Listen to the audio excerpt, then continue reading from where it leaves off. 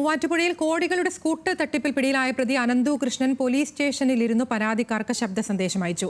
ഇനിയും പരാതികൾ നൽകരുതെന്നും CSR fund ബ്ലോക്കായതാണ് പ്രതിസന്ധിക്ക് കാരണമെന്നും ശബ്ദ സന്ദേശത്തിൽ അനന്തു പറഞ്ഞു. എല്ലാവരുടെയും പണം കുറച്ചു നാളുകൾക്കുള്ളിൽ നൽകുമെന്നും സന്ദേശത്തിൽ പറയുന്നു. ഞാൻ തിരികെ വന്ന് നിങ്ങളുടെ എല്ലാവരുടെയും പൈസ തിരികെ തരാനോ സാധനങ്ങൾ തരാനോ കഴിയും.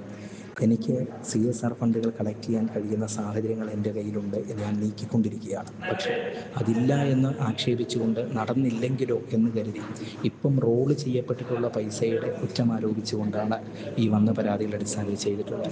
പുതിയ പരാതികൾ ഉണ്ടായാൽ എൻ്റെ തിരിച്ചുവരവ് സാധ്യമാകില്ല. ഞാൻ അകത്ത് കിടക്കും തോറും എനിക്ക് കാര്യങ്ങൾ നിങ്ങളിലേക്ക് ചെയ്യുവാൻ നിങ്ങളുടെ പൈസ ഉൾപ്പെടെ തിരികെ തരാൻ പറ്റില്ല. ഞാൻ പുറത്തു നിന്നെങ്കിൽ മാത്രമേ കഴിയുള്ളൂ. ഞാനിവിടുന്ന് ഒളിച്ചോടുകയില്ല. എനിക്ക് പാസ്പോർട്ട് ഇല്ലാത്തതിനാൽ ഞാൻ ഇന്ത്യ വിട്ടു പോവുകയില്ല. എനിക്ക് ഇവിടെ നിന്ന് കമ്പനികളെ കണ്ട് ഈ കാര്യങ്ങൾ ചെയ്യാൻ പറ്റും. ഞാനിപ്പോൾ ഉള്ളത് മൂവാറ്റുപുഴ സ്റ്റേഷനിലാണ്. പരാതിയുടെ മേൽ പരാതികളായിട്ട് പോയാൽ എനിക്ക് പ്രശ്നങ്ങൾ സാധിക്കുകയില്ല. എനിക്ക് പുറത്തു വരവ് സാധ്യമാകില്ല.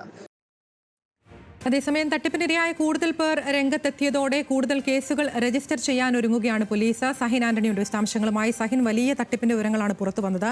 ഇപ്പോൾ വീണ്ടും കൂടുതൽ പരാതികൾ വരുന്നുണ്ട് എന്നുള്ളതാണ്. കൂടുതൽ കേസുകൾ രജിസ്റ്റർ ചെയ്യാൻ ഒരുങ്ങുന്നു പോലീസ്. എന്തൊക്കെയാണ് വിവരങ്ങൾ?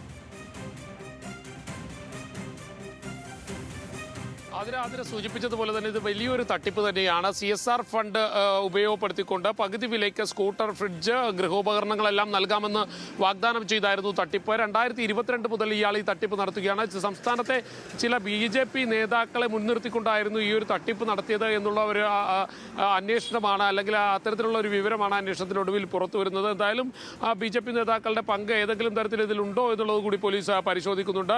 മൂവാറ്റുപുഴയിൽ ഈ അനന്തു കൃഷ്ണൻ ഒരു സൊസൈറ്റി രൂപീകരിച്ചിരുന്നു. ആ സൊസൈറ്റി കേന്ദ്രീകരിച്ചുകൊണ്ടായിരുന്നു തട്ടിപ്പുണ്ടായത്. എന്തായാലും ജയിലിനകത്ത് വെച്ച് തന്നെ ഇയാൾ ഈ സൊസൈറ്റിയിലെ അംഗങ്ങൾക്കൊക്കെ മെസ്സേജ് അയച്ചിട്ടുണ്ട്, വാട്സപ്പ് മെസ്സേജ് അയച്ചിട്ടുണ്ട്. ആരും കൂടുതലായി പരാതികൾ കൊടുക്കരുത്, പരാതി കൊടുത്താൽ തനിക്ക് പുറത്തിറങ്ങാൻ കഴിയില്ല എന്നുള്ളതായിരുന്നു. ഇടുക്കി സ്വദേശിയായ ഇയാൾ മൂവാറ്റുപുഴ കേന്ദ്രീകരിച്ചുകൊണ്ടായിരുന്നു തട്ടിപ്പ് നടത്തിയിരുന്നത്. 2022 ഇത്തരത്തിലുള്ള ഒരു സൊസൈറ്റി രൂപീകരിക്കുന്നത്. പിന്നീട് വിവിധ ബ്ലോക്കുകളിൽ 62ഓളം ബ്ലോക്കുകളിൽ ഇത്തരത്തിൽ സൊസൈറ്റി രൂപീകരിച്ചിട്ടുണ്ട് എന്നുള്ളതാണ് മനസ്സിലാക്കാൻ കഴിയുന്നതും.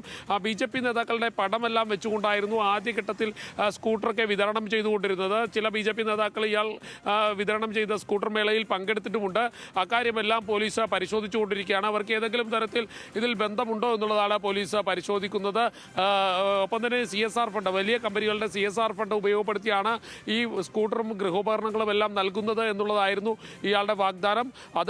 അക്കാര്യം തന്നെ പോലീസ് പരിശോധിക്കുകയാണ്. ഏതെങ്കിലും കമ്പനികൾ ഇത്തരത്തിൽ പണം നൽകിയിട്ടുണ്ടോ എന്നുള്ളത് കൂടി പോലീസ് പരിശോധിച്ചുകൊണ്ടിരിക്കുകയാണ്. ഇതുവരെ വലിയ കമ്പനികളുടെ ഒന്നും CSR ഫണ്ട് ഇയാൾക്ക് ലഭിച്ചിട്ടില്ല എന്നുള്ളതാണ് പ്രതിയെ ചോദ്യം ചെയ്തപ്പോൾ പോലീസിന് മനസ്സിലാക്കാൻ കഴിയുന്നത്.